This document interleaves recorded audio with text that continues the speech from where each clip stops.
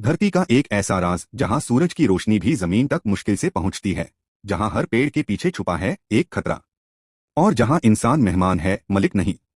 ये है Amazon rain forest, धरती के लंग्स। लेकिन क्या आप जानते हैं, अगर ये जंगल खत्म हो गया तो क्या होगा? साउथ अमेरिका के 9 देशों में फैला हुआ 5.5 मिलियन स्क्वायर किलोमीटर का ये जंगल दुनिया की 20% ऑक्सीजन बनाने में मदद करता है, और यहाँ रहते हैं 3 मिलियन से ज्यादा प्रजातियां। लेकिन हर आवाज जो आप सुन रहे हैं वो सिर्फ प्रकृति की नहीं, कुछ और भी है। हर